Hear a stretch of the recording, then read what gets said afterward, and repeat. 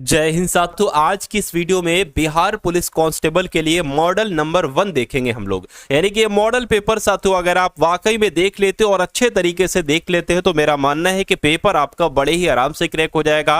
क्योंकि आज की इस वीडियो में साथियों हूबहू वही 100 सवाल देखेंगे जो आपके एग्जाम में आपको देखने को मिलेंगे। आप सभी को पता है कि बिहार पुलिस कांस्टेबल में 100 सवाल पूछे जाएंगे। सबसे पहले मैंने इस वीडियो में 10 सवाल रखे हिंदी के और हिंदी के 10 सवाल ही आएंगे। उसके बाद साथियों बिहार जीके के 10 सवाल देखेंगे आप लोग। उसके बाद विज्ञान के 30 सवाल, GK GS plus current affair के 30 सवाल, 10 सवाल मैथ के और 10 सवाल इंग्लिश के। तो ऐसे ही साथियों 100 सवाल आपके सामने से गुजरेंगे। आप चेक करिएगा साथियों कि ऐसा अगर पेपर आता है तो इन 100 सवालों में कितने सवाल आपके बिल्कुल सही चले जाते हैं, है ना। तो इस मॉडल पेपर को तैयार करने में साथियों बहुत मेहनत लगी है। मैं कहूंगा इस वीडियो को शुरू से अंत तक अगर आप लोग देख लेंगे तो आपका सिलेक्शन होना बड़ा आसान हो जाएगा साथियों, तैयारी आपकी तगड़ी हो जाएगी। तो सबसे पहले तो साथियों हिंदी के जो मैं आपके लिए यहां पर 10 सवाल लेकर आया हूं ना, इसमें से आप लोग 10 सवालों में से तकरीबन 7 से 8 सवाल सही करने की बिल्कुल कोशिश करिए। और उसके बाद बिहार जीके को हम लोग देख लेंगे। चलिए, तो पहला सवाल आपकी स्क्रीन पर है, कह रहे कि भाषा की सबसे छोटी इकाई किसे कहते हैं।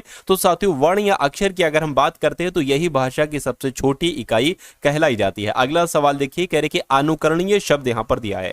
कह रहे कि इसमें प्रत्यय बताइए साथियों, प्रत्यय क्या है। तो प्रत्यय की अगर बात करें अनु थोड़ी ना होगा, अनु थोड़ी ना होगा, कर्ण भी नहीं होगा, ईय भी नहीं, ईय हो जाएगा बड़ी ई वाला। तो यहां पर प्रत्यय साथियों ऑप्शन नंबर डी वाला शब्द होगा।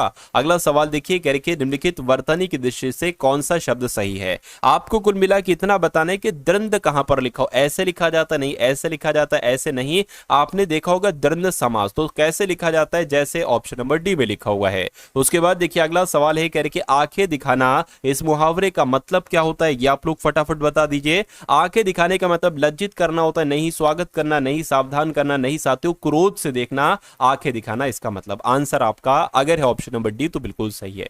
हिंदी दिवस की अगर हम बात करें तो हिंदी दिवस साथियों कब मनाया जाता है। कई बार मैं आपको पढ़ा चुका हूं, कई बार आपके एग्जाम में भी पूछा जा चुका है कि 14 सितंबर को है ना हिंदी दिवस मनाया जाता है। अगला सवाल देखिए, कह रही विद्यालय की अगर बात करते हैं साथियों, ये विद्यालय शब्द इससे बनेगा, विद्याधन आलय से विद्यालय बनेगा। लेकिन इसमें कौन सी संधि है, देखिए यहां पर भी बड़ा आ है और यहां पर भी बड़ा आ है, तो बड़ा आ मिलता है, बड़ा आ बनता है साथियों। वहां पर कौन सी संधि हो जाती है, दीर्घ स्वर संधि हो जाती है। आंसर आपका जाएगा डी के साथ। अब देखिए सूर्योदय शब्द का संधि विच्छेद आपसे कहने को बोल रहा है। तो सूर्योदय की अगर हम बात करते हैं तो सूर्य और उदय ऐसा कहां पर लिखा हुआ, ऐसा ऑप्शन नंबर बी में लिखा हुआ है। अगला सवाल है, कह रहे श्रृंगार रस का स्थायी भाव क्या होगा, फटाफट मुझे बताइए। तो श्रृंगार रस का स्थायी भाव हास तो नहीं होगा, क्रोध भी नहीं होगा, उत्साह भी नहीं होगा, रति होगा। रति होगा तो यही आपका राइट आंसर है। अगला सवाल देखिए, कह रहे विशिष्ट अवसर पर विशिष्ट लोगों के समक्ष दिया गया विद्वतापूर्ण भाषण को क्या कहा जाता है। तो इस भाषण को क्या कहा जाता है, संभाषण कहा जाता है, अभिभाषण कहा जाता है, या अपभाषण कहा जाता है, या अनुभाषण कहा जाता है। आप लोग याद रखेंगे कि किसी अवसर पर विशिष्ट लोगों के सामने दिया गया जो भाषण होता है इसको अभिभाषण कहा जाता है। अगला सवाल करके जिसके पास कुछ भी ना हो उसके लिए एक शब्द क्या होगा। तो उसके लिए एक शब्द साथियों अकिंचन होता है। क्या होता है साथियों, अकिंचन होता है, जिसके पास कुछ नहीं होता है। नेक्स्ट नंबर का सवाल देखिए, तो अब 10 सवाल हो चुके हैं और 10 सवाल हम लोग देख लेंगे बिहार जीके के। चेक करिए कितने सवाल इसमें से आपके बिल्कुल सही चले जाते हैं। तो कहा आपसे जा रहा है कि चीनी यात्री, इसका नाम हेनस्वांग था, इसने किस विश्वविद्यालय में अध्ययन किया था। तो इसने तो साथियों नालंदा विश्वविद्यालय में अध्ययन किया था। आंसर आपको ऑप्शन नंबर डी होगा। अगला सवाल देखिए, कह रहे जो दुर्गावती जलप्रपात है ना, ये बिहार में स्थित है, बिल्कुल सही। लेकिन बिहार के किस जिले में स्थित है, तो मैं कहूंगा औरंगाबाद, बक्सर, कैमूर, भोजपुर। ये तो साथियों कैमूर जिले में स्थित है। जो दुर्गावती जलप्रपात है ना साथियों, ये बिहार के कैमूर जिले में स्थित है। ये बात आप लोग याद रखेंगे। अगला देखिए, कहा जा रहा है कि विक्रमशिला गांगेय डॉल्फिन अभ्यारण्य ये बिहार के किस जिले में है साथियों, बताइए। तो ये पता कहां पर है साथियों, भागलपुर में। क्या चीज, भागलपुर में। आप लोग साथियों याद रखेंगे जो विक्रमशिला गांगेय डॉल्फिन अभ्यारण्य है ये बिहार राज्य के भागलपुर में स्थित है। अगला देखिए, बिहार के प्रमुख समाचार पत्र बिहारी के संपादक कौन थे। तो बिहारी के संपादक की अगर हम बात करते हैं साथियों, बाबू महेश्वर प्रसाद थे। कौन थे, बाबू महेश्वर प्रसाद थे। आंसर आपका ऑप्शन नंबर डी होगा। पहला तैरता हुआ सौर ऊर्जा संयंत्र बिहार के किस स्थान पर बनाया गया है? तो आप लोग याद रखेंगे साथियों, करीदाबाद दरभंगा में बनाया गया है पहला तैरता हुआ सौर ऊर्जा संयंत्र, है ना। अगला सवाल देखिए, करके बिहार सरकार ने किस वर्ष कार्बन उत्सर्जन कम कर बिहार राज्य को प्रदूषण मुक्त बनाने की योजना बनाई है?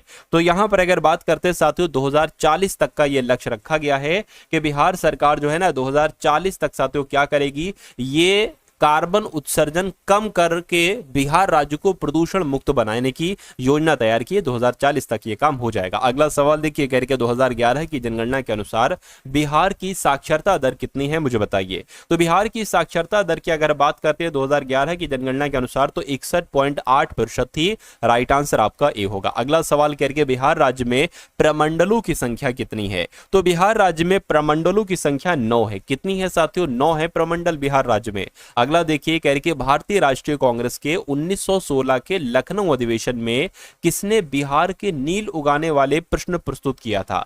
तो यहां पर अगर साथियों बात करते हैं राजकुमार शुक्ल ने किया था। बिल्कुल सही जवाब साथियों। ये सवाल अगर आपका आता है तो आंसर मैंने आपको बता दिया। भारत का राष्ट्रीय गीत वंदे मातरम सबसे पहले कब और कहां पर गाया गया था? यह सवाल कई बार आपसे पूछा जा चुका है। तो गाया तो गया था कलकत्ता में, लेकिन 1896 में गाया गया था। इसलिए सही जवाब जिनका ऑप्शन नंबर सी है तो बिल्कुल करेक्ट है। उसके बाद देखिए अगला सवाल कह रहे कि जो मारूनी नृत्य है ना, ये किस राज्य से संबंधित है? देखिए आपके साथों हिंदी के 10 सवाल हो गए, आपके साथियों बिहार जीके के भी 10 सवाल हो गए। अब साथियों हम लोग जीके के 30 सवाल देखेंगे और उसके बाद साथियों विज्ञान के 30 सवाल देखेंगे और उसके बाद साथियों मैथ के 10 क्वेश्चन होंगे और इंग्लिश के पूरे साथियों 10 क्वेश्चन होंगे। इस प्रकार हम लोग 100 प्रश्नों का एक पूरा एक्सपेक्टेड मॉडल पेपर साथियों देख लेंगे, जो आपकी तैयारी को मजबूत बनाएगा, आपकी तैयारी धांसू बनाएगा। मेरा मानना है कि अगर आप ये सवाल देखकर अपने एग्जाम को देने चले जाते हैं तो पेपर आपका बड़ी आसानी से क्रैक हो सकता है ना। चलिए, तो अगर आप लोग साथियों चैनल पर नए हैं तो टारगेट सिलेक्शन चैनल को सब्सक्राइब कर लीजिए, बेल आइकन पर क्लिक कर लीजिए, क्योंकि अब आपकी क्लासेस शुरू हो चुके हैं। ये पहली क्लास है, अब डेली आपकी 1-2 क्लासेस आप लोग देखेंगे बिहार पुलिस कांस्टेबल की, है ना। चलिए, तो लग जाइए। अगर आप वर्दी लेना चाहते हैं तो टारगेट सिलेक्शन के साथ हो जाइए, क्योंकि तैयारी अब तगड़ी साथियों चलाऊंगा मैं। चलिए, मारूनी नृत्य आपसे पूछा जा रही है कहां पर किया जाता है? तो मारूनी नृत्य तो साथियों सिक्किम का नृत्य है,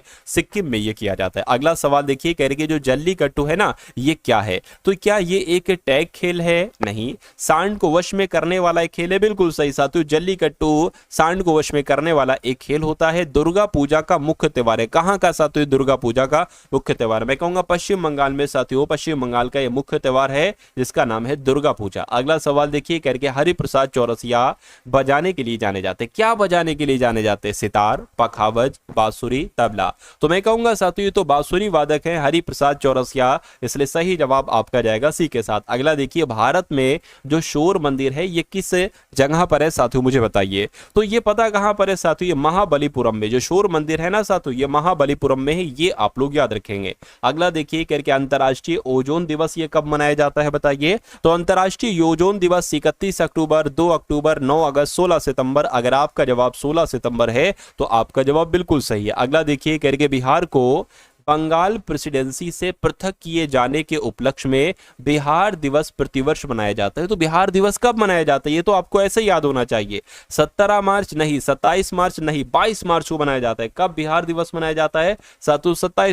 22 मार्च को मनाया जाता है। ये आप लोग याद रखेंगे। बा से बिहार और बा से 22, है ना। चलिए, निम्नलिखित में से कौन सी पुस्तक मेगास्थनीज ने लिखी थी? तो मेगास्थनीज ने साथियों इंडिका नामक इसमें से पुस्तक लिखी थी। आंसर अगर आपका है ऑप्शन नंबर सी तो बिल्कुल करेक्ट है भाई, बहुत बढ़िया, वेरी गुड क्लास। अगला सवाल है, कह रहे कि उद्दीन ने मगध की राजधानी को किस शहर से लाकर, ये लाकर लिखा होगा, किस शहर से लाकर पाटलिपुत्र में स्थानांतरित किया था? तो मैं कहूंगा साथियों क्या आपका राइट हो सकता है, क्या आपका जवाब होगा? फटाफट आप लोग मुझे बताइए। तो आप लोग याद रखेंगे राजगीर इस सवाल का बिल्कुल सही जवाब हो जाएगा। राजगीर है भी साथियों, अगर ऑप्शन में हो तो वो भी आप लोग लगा देंगे। उसके बाद देखिए अगला सवाल है, कह रहे कि मेगास्थनीज दूत था। तो साथियों मेगास्थनीज दूत था किसका? सेल्यूकस का, सिकंदर का, डेरियस का, या सभी का? सेल्यूकस का दूत था साथियों मेगास्थनीज, जी आपको याद रखना है। अगला देखिए, कह रहे कि आदि ग्रंथ किस समुदाय का धार्मिक ग्रंथ है? तो ये साथियों सिखों का धार्मिक ग्रंथ है आदि ग्रंथ, जिसका नाम है। आंसर आपका ऑप्शन नंबर किसके साथ जाएगा साथियों? ऑप्शन नंबर सी के साथ जाएगा। अगला सवाल देखिए, कह रहे कि मुगल सम्राट ने यानी कि किसने आलमगीर शीर्षक अपना लिया था। तो किसकी बात चल रही है साथियों, मैं कह सकता हूं औरंगजेब की बात चल रही है। औरंगजेब ने आलमगीर शीर्षक अपना लिया था। राइट आंसर आपका ए होगा। अगला सवाल देखिए, कह रहे कि महाराजा शिवाजी के, है ना, महाराजा शिवाजी के राजनीतिक गुरु एवं संरक्षक कौन थे। तो यहां पर अगर बात करते साथियों, आप लोग को मालूम होना चाहिए दादाजी कोंडदेव आपके सवाल का बिल्कुल सही जवाब हो जाएगा। चलिए नेक्स्ट नंबर का सवाल देखिए, कह रहे कि तत्वबोधिनी सभा की स्थापना किसके द्वारा की गई थी। तो तत्वबोधिनी सभा की स्थापना किसके द्वारा की गई थी। देवेंद्र नाथ टैगोर के द्वारा 1839 में, केशव चंद्र सेन के द्वारा 1857 में, या अक्षय कुमार दत्त के द्वारा 1850 में। तो आपका जवाब जो होना चाहिए, आपको जो जवाब तैयार करना है वो देवेंद्र नाथ टैगोर तैयार करना है। देखिए तत्वबोधिनी सभा की स्थापना कब की गई थी, तो 1839 में। किसके द्वारा की गई थी, तो देवेंद्र नाथ टैगोर के द्वारा की गई थी। अगला सवाल देखिए, कहा जा रहा है कि एक पुस्तक है जिसका नाम है सत्यार्थ प्रकाश। इस पुस्तक के लेखक कौन है, तो स्वामी दयानंद सरस्वती इस पुस्तक के लेखक हैं, ये आपको मालूम होना चाहिए। नेक्स्ट नंबर का सवाल आपकी स्क्रीन पर है, इस सवाल को देखिए और बताइए राइट आंसर क्या होगा। कह रहे कि जो थियोसॉफिकल सोसाइटी की सफलता थी, इसका मुख्यता थी, यानी कि किस वजह से आपसे पूछा जा रहा है। देखिए एनी बेसेंट की वजह से, कर्नल एच.एस. अल्वार्ट के कारण, बिल्कुल साथियों यही आपका जवाब होगा। आंसर आपका जाएगा बी के साथ। उसके बाद देखिए कह रहे कि निम्नलिखित में से कौन सी नदी बंगाल की खाड़ी में गिरती है। तो इन चारों नदियों में से कौन सी नदी, मैं कहूंगा कावेरी नदी साथियों बंगाल की खाड़ी में जाकर गिरती है। राइट आंसर आपका बी होगा। साथियों सवाल आपको ऐसे ही देखने को मिलेंगे, क्योंकि बिहार पुलिस कांस्टेबल की अगर हम बात करते हैं, मैं आपको तरीका बता देता हूं साथियों, है ना। जैसा पहले पेपर आया था, अभी कुछ महीने पहले पेपर हुआ था बिहार पुलिस कांस्टेबल का, लगभग वैसा ही पेपर होगा। 19-20 का फर्क हो सकता हो अगर हुआ तो, है ना। तो उस चीज को मद्देनजर रखते हुए साथियों मॉडल पेपर आपके लिए तैयार किए जा रहे हैं। चलिए तो मैं आपको साथियों यहां पर बता देना चाहता हूं कि अगर आप अपने एग्जाम बिहार पुलिस कांस्टेबल को क्रैक करना चाहते अच्छे तरीके से, और इस बार क्रैक करना ही करना है ना, तो मैं आपको तरीका बता रहा हूं साथियों। आपको क्या करना चाहिए, जो बिहार पुलिस कांस्टेबल के पेपर हुए, यानी कि जो शिफ्टें हुई हैं साथियों, आपको उन शिफ्ट का सलूशन देखना चाहिए, उन शिफ्ट का हल देखना चाहिए।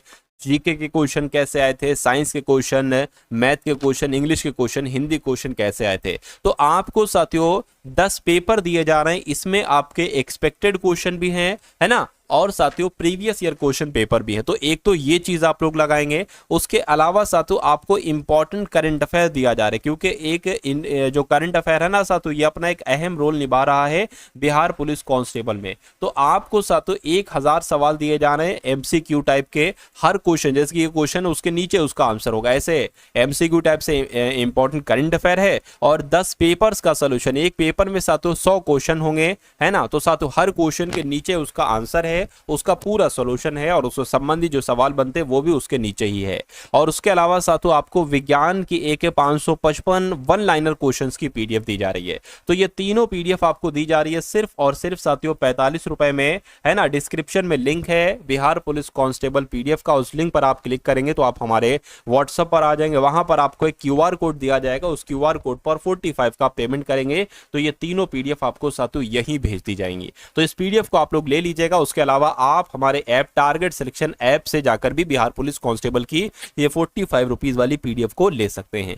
चलिए अब इस सवाल की अगर बात करें तो विश्व का सबसे बड़ा डेल्टा कौन सा है, तो गंगा ब्रह्मपुत्र डेल्टा जो है यह विश्व का सबसे बड़ा डेल्टा कहलाया जाता है। अगला सवाल देखिए आपकी स्क्रीन पर, कह रही है भारतीय संविधान के निम्नलिखित अनुच्छेदों में से किस अनुच्छेद में यह उल्लेख है कि मुख्यमंत्री राज्यपाल के द्वारा नियुक्त किए जाएंगे। यानी कि मुख्यमंत्री की नियुक्ति जो की जाती है वो किसके द्वारा की जाती है, वो राज्यपाल के द्वारा की जाती है। नियुक्ति राज्यपाल देते हैं। तो ये किस अनुच्छेद में, अनुच्छेद 130, अनुच्छेद 122, 64, 162 में कहूंगा अनुच्छेद 162 के तहत साथियों दी जाती है। आंसर आपका जाएगा सी के साथ। अब उसके बाद देखिए अगले नंबर का साथियों सवाल आपकी स्क्रीन पर है, कह रहे कि भारतीय संविधान के किस अनुच्छेद के तहत राष्ट्रीय ध्वज फहराने का अधिकार है। तो अनुच्छेद 19 के 1 के तहत साथियों राष्ट्रीय ध्वज फहराने का अधिकार है, यह भी आप लोगों को याद रखना है।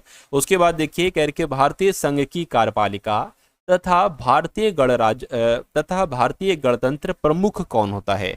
तो कौन प्रमुख होते हैं साथियों? प्रधानमंत्री, मुख्यमंत्री, राष्ट्रपति या राज्यपाल? मैं कहूंगा राष्ट्रपति प्रमुख होते हैं, यानी कि संघ की कार्यपालिका के प्रमुख भी राष्ट्रपति होते हैं और भारतीय गणतंत्र के प्रमुख भी साथियों राष्ट्रपति साहब ही होते हैं।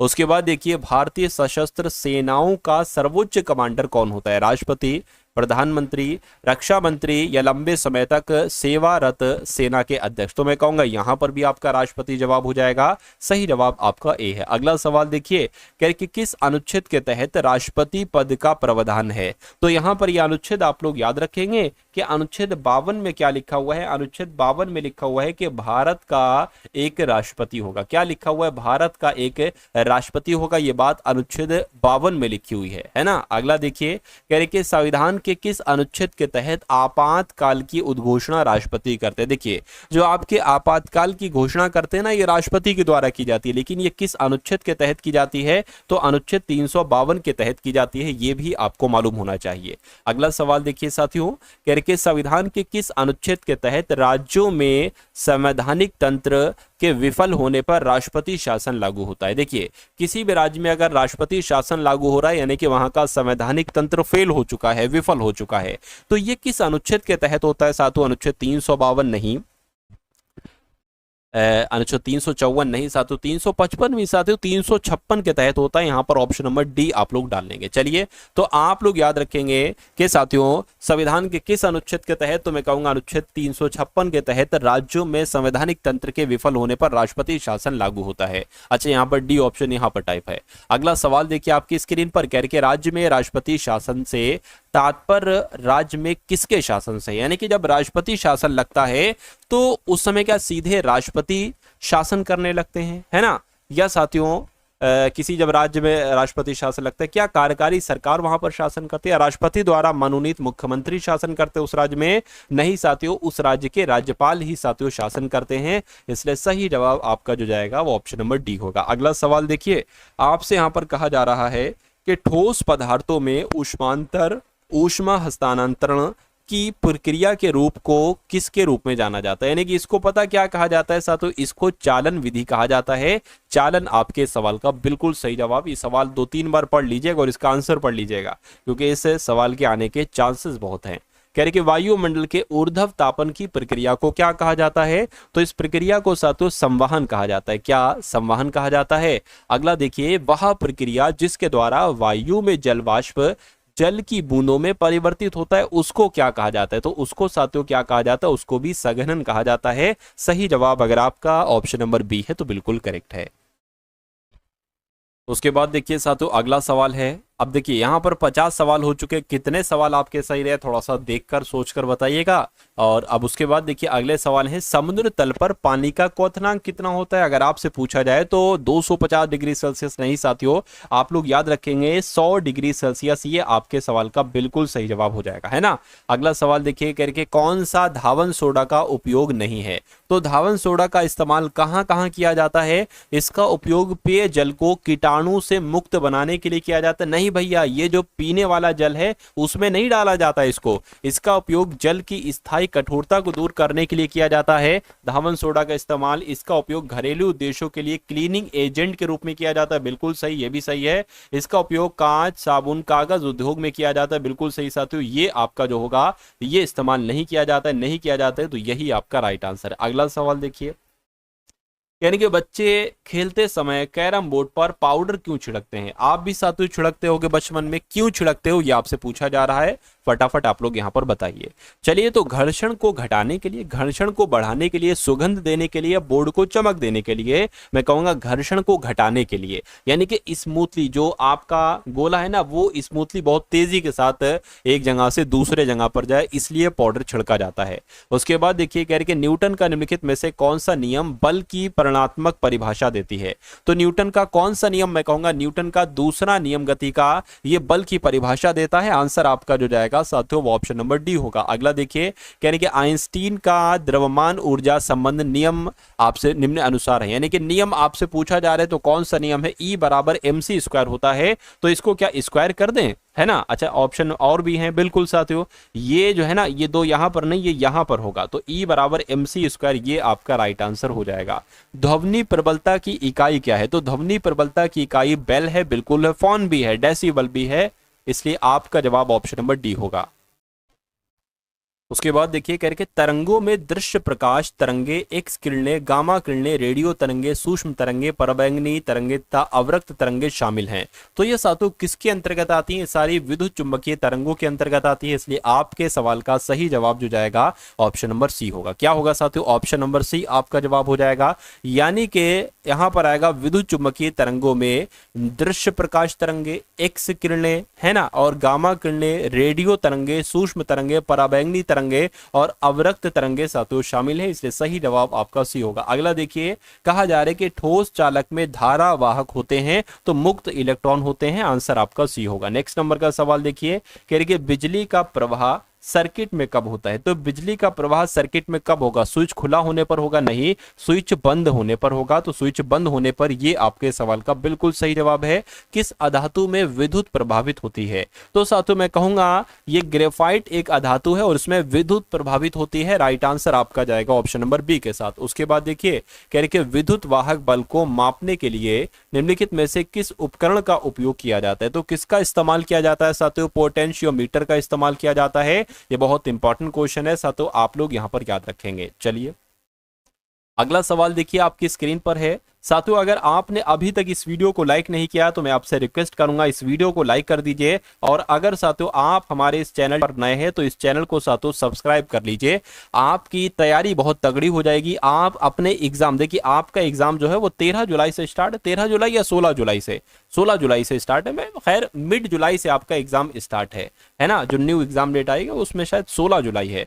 तो जब भी से आपका एग्जाम है तब तक साथियों आप इन सभी वीडियोस को देखते रहिएगा, जो मैं आपको डेली 2 क्लासेस साथियों अवेलेबल कराऊंगा बिल्कुल निःशुल्क। इनको देखते रहिएगा और मेरा मानना है कि पेपर आपका तगड़ा निकलेगा, बढ़िया निकलेगा, इतना आप स्कोर करके चले आओगे कि जितने में आपका सिलेक्शन हो जाए, आपका नंबर आ जाए फाइनल लिस्ट में, है ना। चलिए, तो इसलिए चैनल पर नए हैं तो सब्सक्राइब कर लीजिएगा, वीडियो को लाइक कर दीजिएगा जरूर। उसके बाद देखिए कह रहे कि कौन सी धातु सर्वोच्च चालकता वाली धातु है, तो इसमें से किसकी बात चल रही है, मैं कहूंगा चांदी की बात चल रही है साथियों, चांदी की चालकता बहुत ज्यादा होती है। अगला देखिए कि निम्नलिखित में से कौन सा तत्व एक लेंथेनाइड है, तो किसकी बात चल रही है, मैं कहूंगा सेरियम की बात चल रही है। सेरियम जो तत्व है ना साथियों, ये लेंथेनाइड होता है। अगला सवाल देखिए कह रहे कि अपनी आवर्त सारणी में मेंडलीफ को एक सही स्थान प्रदान नहीं कर सके थे, तो यानी कि यहां पर अगर साथियों बात करते हैं तो हाइड्रोजन आपका जवाब हो जाएगा, यानी कि अपनी आवर्त सारणी में मेंडलीफ हाइड्रोजन को एक सही स्थान प्रदान नहीं कर पाए थे, आंसर आपका डी होगा। कह रहे कि किसने अष्टक सिद्धांत दिया, तो ये क्वेश्चन बहुत इंपॉर्टेंट है, मैं कहूंगा न्यूलैंड इनका नाम है और न्यूलैंड साहब ने ही अष्टक सिद्धांत दिया था। अगला सवाल कह रहे कि ग्राफीन है, तो ग्राफीन क्या है आपसे एग्जाम में डायरेक्ट पूछा जाएगा, तो ये कार्बन का एक अपरूप होता है, क्या, कार्बन का एक साथियों अपरूप होता है ग्राफीन। अगला सवाल देखिए कह रहे कि आवर्त सारणी में ऐसे कितने तत्व हैं, आवर्त सारणी में ऐसे कितने तत्व हैं कि प्रत्येक तत्व के नाम के लिए एक ही अक्षर है जो प्रतीकात्मक रूप से उसका प्रतिनिधित्व करता है ना, जैसे कि बी के लिए बोरॉन, सी के लिए कार्बन, तो मैं कहूंगा ऐसे 14 तत्व हैं, है ना।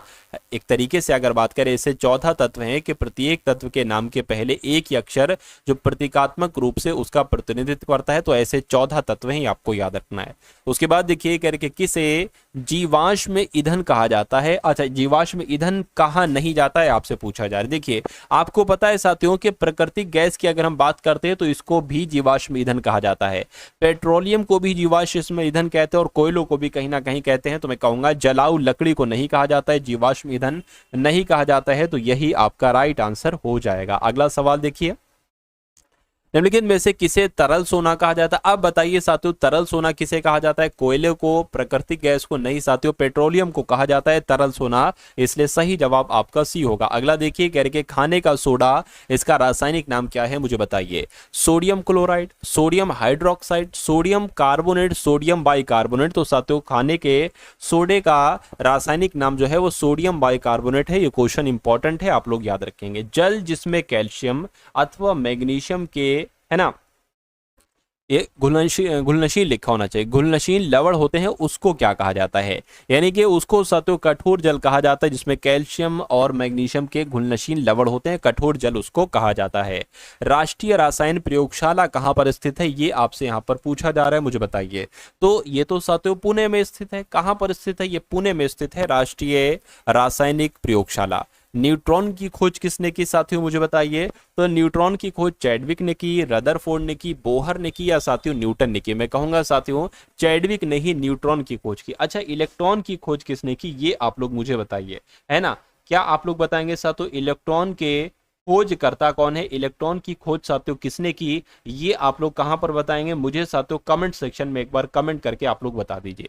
चलिए उसके बाद देखिए कह रहे एटम बम का आविष्कार किसने किया था। तो एटम बम का आविष्कार साथियों रॉबर्ट जे ओपनहीमर ने किया था, इसलिए सही जवाब आपको ऑप्शन नंबर ए होगा। अगला सवाल देखिए, कह रहे सिलिका जेल की छोटी थैली अक्सर गोलियां व पाउडर के रूप में दवाइयों की बोतलों में देखते हैं, क्यों। क्योंकि सिलिका जेल जीवाणुओं को मारता है ना, या रोगाणु और बीजाणु को मारता है, या नमी को सोख लेता है। तो मैं कहूंगा साथियों ये नमी को सोख लेता है, आंसर आपका जाएगा सी के साथ। अगला देखिए, कहने कि निम्नलिखित में से किस विटामिन को फाइक्लो है ना फाइलोक्विनोन भी कहा जाता है। तो फाइलोक्विनोन किसको कहा जाता है, ये आपसे यहां पर पूछा जा रहा है। चलिए तो विटामिन के की अगर बात करते हैं साथियों इसको फाइलोक्विनोन कहा जाता है, आंसर आपका जो जाएगा वो ऑप्शन नंबर बी विटामिन के साथ जाएगा। अगला देखिए, निम्नलिखित में से किस विटामिन की कमी के कारण रक्त का थक्का नहीं जमता है। तो यहां पर भी विटामिन के आपका राइट आंसर हो जाएगा, विटामिन के की कमी की वजह से रक्त का थक्का नहीं जमता है। 1943 में विटामिन के नोबेल पुरस्कार दिया गया इसके लिए, आविष्कारक के लिए। यानी कि अगर यहां पर हम लोग बात करें 1943 में विटामिन के आविष्कार के लिए किसको नोबेल पुरस्कार दिया गया, तो डोइजी एंड डैम इनका नाम है, और इन्होंने 1943 में विटामिन के का आविष्कार किया था, इसलिए इनको नोबेल पुरस्कार दिया गया था। अगला सवाल देखिए, निम्नलिखित सब्जियों में सर्वाधिक विटामिन सी पाया जाता है। तो किसमें साथियों विटामिन सी पाया जाता है, यह बात आपसे यहां पर पूछी जा रही है, मुझे बताइए। तो मिर्च में, या कुम्हड़े में, मटर में, मूली में। तो मिर्च आपका यहाँ पर बिल्कुल सही जवाब हो जाएगा। कहीं ना कहीं विटामिन सी पाया जाता है साथियों मिर्च में भी। घाव भरने के लिए निम्नलिखित विटामिनों में से कौन सा विटामिन सहायक होता है। तो घाव भरने के लिए साथियों vitamin A B C D, मैं कहूंगा विटामिन सी आपके सवाल का बिल्कुल सही जवाब हो जाएगा भाई, बहुत बढ़िया, वेरी गुड क्लास। तो यहां पर आप लोगों ने लगभग देख लीजिए 80 सवाल देखे। अब 20 सवाल आपके बचे हैं। इन 20 सवालों में से साथियों मैथ के कितने सवाल होंगे, मैथ के होंगे साथियों 10 क्वेश्चन, और इंग्लिश के कितने क्वेश्चन होंगे, इंग्लिश के होंगे साथियों 10 क्वेश्चन। तो आप चेक करिएगा, क्योंकि तगड़ी चीज यही है, बाकी तो चीजें नॉर्मल सी है। मैथ में आपको साथियों 10 में से 10 करना होंगे अगर आप सिलेक्शन लेना चाहते हैं। इंग्लिश में आपको भी बहुत अच्छा स्कोर करना होगा। तो मैं आपको मैथ के 10 कॉन्सेप्ट ऐसे बताने वाला हूं जो आपके एग्जाम में पूछे जाएंगे, और इंग्लिश के भी बहुत शानदार क्वेश्चन यहां पर होंगे। एक क्लब में महिलाओं की संख्या का पुरुषों की संख्या से अनुपात 3:2 है। यानी कि अगर साथियों हम लोग महिलाओं की बात करते हैं, महिलाओं की अगर बात करें और पुरुष की अगर बात करें, तो महिला कितनी है साथियों 3 है, तो पुरुष कितने होंगे 2 होंगे।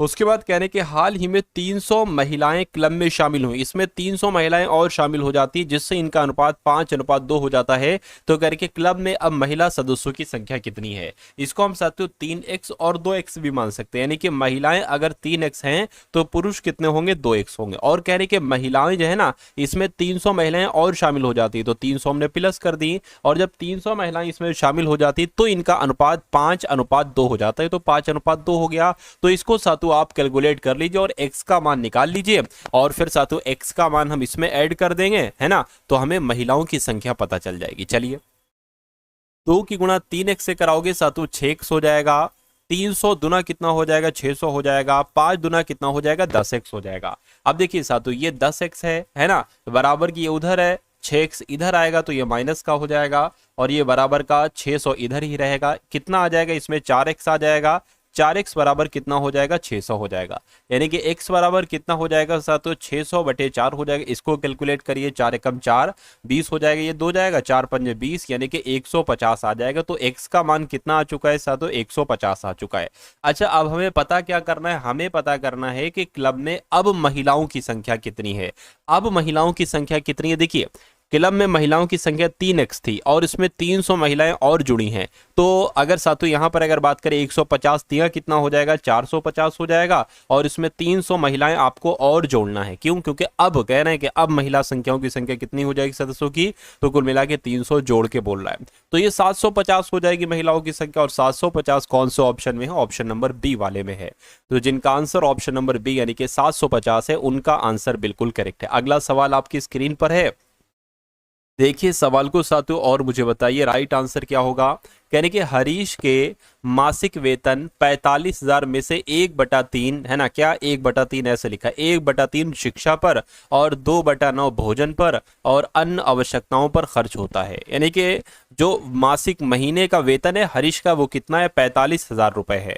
ठीक है, तो कह रहे हैं कि साथियों शेष वेतन की वह बचत करता है। ठीक है, तो बचत की राशि कितनी होगी? सबसे पहले अगर बात करें 45,000 रुपए इसकी सैलरी है, इसमें से 1/3 खर्च हो जाता है, तो इसका 1/3 शिक्षा पर खर्च होता है। देखिए जरा कितना शिक्षा पर ये खर्च करता है, तो 3 एकम 3 और 3 एकम 3, 3 पंजे 15, यानी कि 15,000 रुपए साथियों ये शिक्षा पर खर्च करता है ना।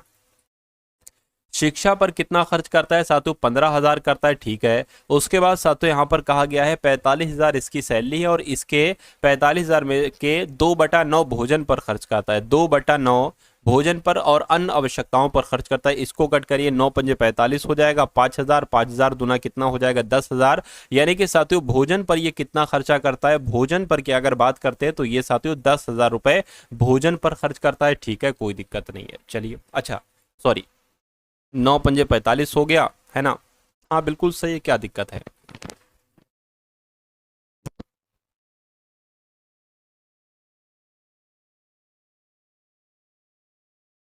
तो भोज शिक्षा पर 15,000 खर्च किया, भोजन पर कुल मिला के 10,000 खर्च किया, यानी कि इसका 25,000 तो सातों ऐसे ही खर्च हो जाता है। तो इसकी सैलरी जब 45,000 रुपए है और 25,000 रुपए साथियों खर्च हो जाता है, तो कितना बचता है साथियों? 20,000 ही तो बचेगा। कितना बचेगा साथियों? 20,000 ही तो बचेगा। तो बचत की राशि कितनी होगी? इसको 20,000 करिए साथियों, है ना, ये 20,000 हो जाएगा। तो कुल मिला के 20,000 आपके सवाल का बिल्कुल सही और सटीक जवाब हो जाएगा। चलिए भाई, उसके बाद देखिए अगले नंबर का सवाल है आपकी स्क्रीन पर। आपसे पूछा जा रहा है कि 3400 रुपए की राशि पर 4 वर्ष का साधारण ब्याज 680 है, तो ब्याज की दर बताइए। यानी कि आपके सामने मूलधन दे रखा है, कितनी राशि दे रखी है? 3400। आपके सामने साथियों, है ना, आपके सामने साथियों समय दे रखा है, कितना समय दे रखा है? यहाँ पर 4 वर्ष का समय दे रखा है। आपके सामने साधारण ब्याज दे रखा है, कितना दे रखा है? 680 दे रखा है। आपके सामने रेट आपसे पूछा जा रहा है साथियों, दर आपसे पूछी जा रही है। तो दर का एक सूत्र होता है, क्या दर का सूत्र होता है मैं आपको बता देता हूं साथियों। साधारण ब्याज, है ना, साधारण ब्याज गुणा 100 अपॉन क्या आ जाएगा साथियों? पी आ जाएगा और टी आ जाएगा, यानी कि मूलधन और समय आ जाएगा। तो दर कैसे निकलेगी? साधारण ब्याज कितना है? 680 रुपए है। ठीक है, गुणा 100 से करना है। पी कितना है? 3400 है। और समय की अगर बात करते हैं साथियों 4, इसको आपको कैलकुलेट करा लेना है ना। चलिए देखिए, इन दो जीरो से हम ये 2 जीरो कैंसिल कर देते हैं। 17 दूना 34 हो जाएगा, 17 चौक 68 हो जाएगा। ठीक है, 2 से कट करेंगे 20 आ जाएगा, 4 से कट करेंगे 5 आ जाएगा। यानी कि दर आपकी कितनी निकल सकती है साथियों? 5% निकल सकती है। तो मैं कहूंगा ब्याज की दर कितनी होगी? 5% होगी।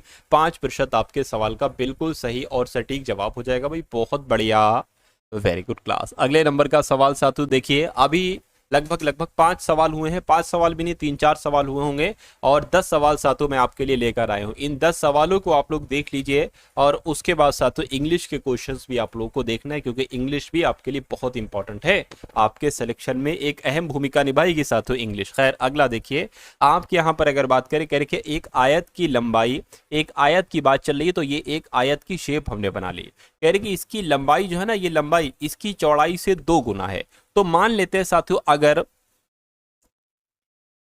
इसकी आयत की लंबाई इसकी चौड़ाई से 2 गुना है, चौड़ाई से 2 गुना है, ये यहां पर कहा गया। यानी कि चौड़ाई अगर 1x होगी तो लंबाई 2x होगी, है ना, यही तो यहां पर कहा गया है। कोई दिक्कत नहीं। कह रहे हैं कि साथियों यहां पर, तो यहां पर साथियों हो गया। ठीक है, आयत का परिमाप 48। अच्छा, आयत का परिमाप 48 है और आयत का क्षेत्रफल आपसे पूछा जा रहा है। आयत का क्षेत्रफल पता कैसे निकालते हैं, लंबाई गुणा चौड़ाई। ये आयत का क्षेत्रफल ऐसे निकालते हैं, यानी कि अभी हमें लंबाई और चौड़ाई चाहिए होगी, लेकिन हमें लंबाई तो 2x और चौड़ाई x है, तो x का मान हमें यहाँ पर निकालना है। x का मान सातों कैसे निकाल सकते हैं, देखिए हमें ये मालूम होना चाहिए आयत का परिमाप, है ना।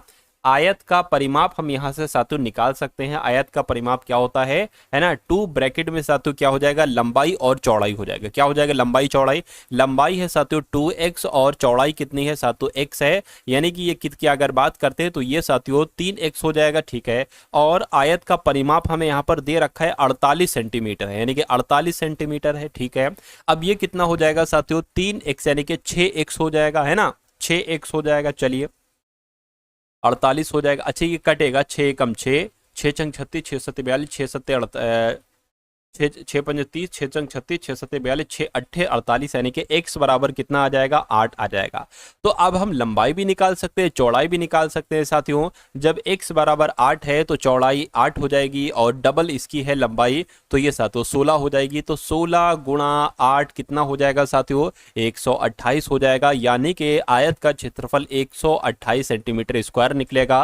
राइट आंसर जिनका ऑप्शन नंबर सी के साथ है तो बिल्कुल करेक्ट हो जाएगा भाई, बहुत बढ़िया, वेरी गुड क्लास। चलिए अगले नंबर का सवाल देखिए आप लोग और इसका जवाब मुझे बताने की कोशिश कीजिए। यहां पर अगर बात करते हैं, कह रहे कि 2400 के 12% में क्या जोड़े के योगफल 5400 रुपए के 18% के बराबर आ जाए। यानी कि सिंपल सी बात कही गई है कि 2400 के 12% में क्या साथियों, ये 2400 का 12% हो गया। मैं कहूंगा 2400 के 12% में x जोड़ दीजिए आप। क्या 2400 के 12% में क्या जोड़े, मैं कहूंगा x जोड़िए कि जो योगफल है ना वो साथियों 5400 का 18% हो जाए, 5400 का 18% हो जाए, ठीक है। जैसा सवाल में कहा गया था वैसा हमने कर लिया। अब हम साथियों अगला काम करेंगे। देखिए 2 जीरो से ये 2 जीरो कैंसिल, इन 2 जीरो से ये 2 जीरो कैंसिल हो जाएंगे। अब 12 की गुणा जरा 24 से कराइए साथियों, 12 की गुणा 24 से कराते हैं अगर, तो 12 चौक 48, 12 दूना 24, यानी कि 8 8 2, तो 288 आ जाएगा। यहां पर साथियों आपका आ गया है 288 प्लस x बराबर, अब इनकी गुणा कराई 18 की 54 से गुणा कराई, 18 की 54 से अगर गुणा कराते हैं तो 4 अट्ठे 32, 7 आ जाएगा और 18 पंजे 90 हो जाएगा। यहाँ पर 2 आ गया, 7 आ गया 9, यानी कि 972 यहाँ पर पूरा पूरा हो जाएगा। तो अब आप एक काम करिए साथियों, x बराबर 972, अब 288 उधर है बराबर के, इधर आएगा तो माइनस का 288 हो जाएगा। कैसा हो जाएगा, माइनस का साथियों यहाँ पर हो जाएगा, तो माइनस यहाँ पर आ गया। अब इसको घटा लीजिए, x बराबर 972 में से 288 जाएगा, 2 में से 8 जा नहीं सकता, 12 में से 8 जाएगा तो 4 बचेगा। ये अब हो गया है 6, तो 16 हो जाएगा, 16 में ऐसा 8 जाएगा, 8 बचेगा। अब ये 8 हो गया तो यहाँ पर सातों 6 बच जाएगा, यानी कि 684 आपके सवाल का बिल्कुल सही जवाब हो जाएगा। तो 2400 के 12% में क्या जोड़ा, x जोड़ा। अब x का मान 684 आ गया, यानी कि 2400 के 12% में हमें 684 जोड़ना चाहिए। 684 जोड़ना होगा तो ये योगफल 5400 के 18% के बराबर आएगा। तो आपका राइट आंसर अगर है ऑप्शन नंबर डी के साथ तो बिल्कुल करेक्ट हो जाएगा भाई, बहुत बढ़िया, वेरी गुड क्लास। अब अगला सवाल देखिए आपकी स्क्रीन पर है। आपसे कहा जा रहा है कि 4 गुणा 38 गुणा 764 गुणा 1256 का इकाई अंक क्या होगा। देखिए कभी भी आपको अगर ऐसे बहुत सारे नंबर दे रखे हो गुणा में, बहुत लंबे लंबे बहुत बड़े बड़े, और आपसे पूछा जाए कि इसका बताइए इकाई अंक क्या होगा। अब आपको करना क्या चाहिए, आपको 1256 की गुणा 764 से, फिर जो आए उसकी गुणा 38 से, फिर जो आए उसकी गुणा 4 से, है ना। तो आपको मान लीजिए जैसे कि मैं आपको यहां पर बता देना चाहता हूं, है ना, जैसे कि ये मैं आपसे पूछूं इसका इकाई अंक क्या होगा, तो 40 दुना 80, 80 की 20 से गुणा कराओगे तो कितना हो जाएगा, 1600 हो जाएगा। तो इसका इकाई अंक का क्या होगा, 0 होगा, यानी कि इकाई अंक सबसे अंत वाला होता है। तो इसको निकालने की एक ट्रिक ये भी होती है, आप जो जो नंबर यहाँ पर दे रखे हैं ना उन सबके अंत वाले नंबर से गुणा करा लीजिए, है ना। जैसे कि 4 अट्ठे 32 हो जाएगा, 32 का अब यहाँ पर क्या आ गया, 2 आ गया, तो 2 की गुणा 4 से करा लो, 2 चौक 8 हो जाएगा, 8 आ गया, 8 की गुणा 6 से करा लो, 48 आ जाएगा। तो 48 का इकाई अंक क्या निकला, 8 निकला। तो मैं कहूंगा इन सब का भी अगर आप कैलकुलेट करके कराओगे ना तो इकाई का अंक साथियों 8 ही आएगा। आप कैलकुलेटर का यूज करके एक बार जरूर करा लेना। चलिए अब उसके बाद देखिए अगले नंबर का साथियों सवाल आपकी स्क्रीन पर है। इस सवाल को देखिए और मुझे बताइए आपका सही जवाब यहाँ पर क्या हो सकता है। कहा जा रहा है कि एक सिलेंडर की ऊंचाई 14 सेंटीमीटर है और वक्र पृष्ठीय क्षेत्रफल 528 सेंटीमीटर स्क्वायर है। तो सिलेंडर का आयतन क्या होगा साथियों, ये बात यहां पर आपसे पूछी जा रही है। देखिए सिलेंडर का आयतन का सूत्र क्या होता है, पाई आर स्क्वायर एच होता है। तो आपको पाई भी पता है, आपको आर पता है ना, आपको ऊंचाई पता है, यानी कि आपको एच तो पता है 14 सेंटीमीटर है, लेकिन आर नहीं पता है। तो आप सातु सबसे पहले त्रिज्या निकालिए। क्या निकालिए, आप सबसे पहले त्रिज्या निकालने का काम करिए। तो यहाँ पर वक्र पृष्ठीय क्षेत्रफल आपको दे रखा है। क्या दे रखा है साथियों, आपको यहाँ पर अगर बात करते हैं साथियों, वक्र पृष्ठीय क्षेत्रफल कितना दे रखा है साथियों, 528 दे रखा है। अच्छा एक काम यहाँ पर मैं आपको बताता हूँ, वक्र पृष्ठीय क्षेत्रफल का सूत्र क्या होता है। सिलेंडर का वक्र पृष्ठीय क्षेत्रफल का सूत्र क्या होता है, 2 पाई आर एच होता है। यानी कि 2 पाई आर एच की जो वैल्यू है वो साथियों 528 यहाँ पर है। अब यहाँ से हम साथियों आर की वैल्यू निकाल सकते हैं, क्योंकि हमें आर यहाँ पर फिट जो करना है। देखिए 2 आ गया गुणा 22/7 आ गया, है ना, और आर नहीं पता है, आर हमें निकालना है। एच कितना है, यानी कि ऊंचाई कितनी है, 14 सेंटीमीटर है, और बराबर कितना है साथियों 528 यहाँ पर हो जाएगा। इसको जरा कैलकुलेट कराइए। 7 दूना 14 हो गया, 22 दूना 44, 44 दूना 88, यानी कि आर बराबर कितना आ जाएगा, 528/88 आ जाएगा। मुझे लगता है ये 11 से कटेगा। देखिए जरा, 11 8 88 हो जाएगा, 11 चौक 44 हो जाएगा, है ना, और 44 में साथियों कितना 8 जाएगा तो 88, 11 8 88 आ जाएगा, 8 5 40, 8 6 48, यानी कि आर का मान निकल आ चुका है। आर का मान साथियों 6 हो जाएगा, है ना, आर का मान 6 हो जाएगा। तो सिलेंडर का आयतन आपसे पूछा गया है। सिलेंडर का आयतन का सूत्र पाई आर स्क्वायर एच होता है। तो पाई की वैल्यू साथियों 22/7 होती है। आर आपको पता है 6 का स्क्वायर करोगे तो 36 आ जाएगा, और एच यहाँ पर 14 दे रखा है। 7 से कट करेंगे 2 आ जाएगा, है ना। अब इन सब की गुणा आपको करा लेना है, इन सब की गुणा करा लीजिए। क्या मैं कैलकुलेटर का इस्तेमाल करा लूं या नहीं करा लूं, चलिए कोई दिक्कत नहीं। 36 दूना 72, 72 की गुणा आपको 22 से कराना होगी। तो 2 दूना 4, 7 दूना 14, 144 यहाँ पर भी आ जाएगा। 4 आ गया, 8 आ गया, 5 आ गया, 8 आ गया। क्या 1584 कहीं पर लिखा हुआ है, बिल्कुल लिखा हुआ है 1584 सेंटीमीटर क्यूब ये सिलेंडर का आयतन हो जाएगा, और यही आपसे पूछा गया था। तो ये सवाल आपके साथों समझ में आया, अगर समझ में आया तो बहुत अच्छी बात है। उसके बाद देखिए साथियों अगला सवाल है, यानी कि दो धनात्मक संख्याओं का अनुपात 3:7 है और उनका लासा कितना है, 231 है। तो आपसे कहा जा रहा है कि छोटी संख्या क्या होगी। तो साथियों इसमें से छोटी संख्या के बारे में आपसे यहाँ पर पूछा जा रहा है, फटाफट बताइए। देखिए अगर संख्याओं की बात करें, मान लीजिए पहली संख्या 3x है और दूसरी संख्या क्या है साथियों 7x है। इतनी बात क्लियर है। तो लासा आपसे यहाँ पर साथियों पूछा जा रहा है ना।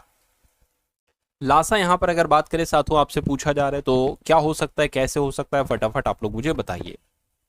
देखिए अगर बात करते हैं साथियों, यहां पर अगर बात करें इन सब की गुणा कराइए आप, ठीक है। 3 गुणा 7 गुणा x, और ये किसके बराबर हो जाएगी, ये 231 के बराबर हो जाएगा। 231 के बराबर हो गया। 3 7 21, यानी कि 21x हो जाएगा, 231 हो जाएगा, है ना।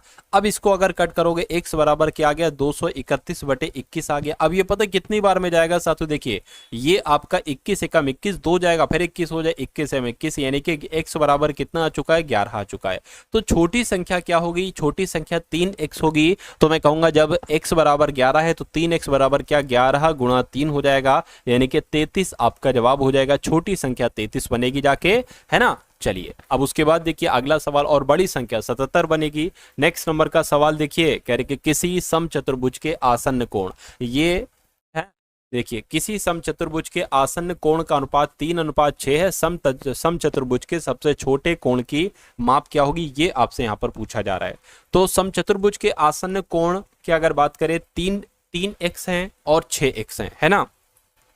और आपको मालूम होना चाहिए समचतुर्भुज के आसन्न कोणों का योग, क्या समचतुर्भुज के आसन्न कोणों का योग कितना होता है, 180 डिग्री होता है।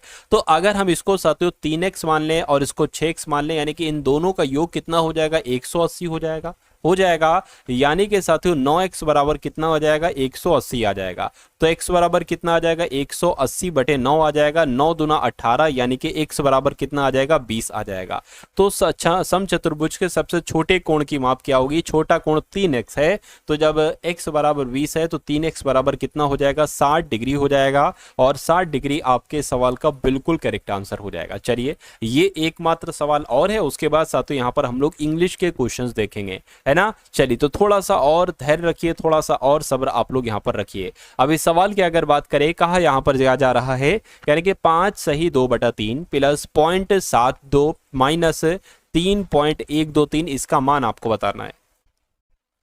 तो इसको कैलकुलेट साथियों आप लोग कर लीजिए। देखिए 5 सही 2/3 को कैलकुलेट करेंगे तो 3 पंजे 15, 15 2 17, 17 बटे यहाँ पर 3 आ गया, ठीक है। प्लस आपका है ना कितना आ जाएगा साथियों, 0.73 आ गया, 0.73 आ गया, माइनस साथियों 3.123 आ गया। अब इसको कैलकुलेट करिए आप लोग। देखिए अगर इसको साथियों यहाँ पर हम लोग कैलकुलेट करते हैं तो 3 एकम 3 हो जाएगा, 3 पंजे 15 हो जाएगा, कितना बचेगा, 2 पॉइंट लगाएंगे, 0 बढ़ाएंगे, 20 हो जाएगा, 3 छंग 18 हो गया, फिर 3 छंग 18 हो जाएगा, है ना। तो साथियों ये यहाँ पर आ जाएगा, चलिए कोई दिक्कत नहीं, और फिर 3 छंग 18 हो जाएगा।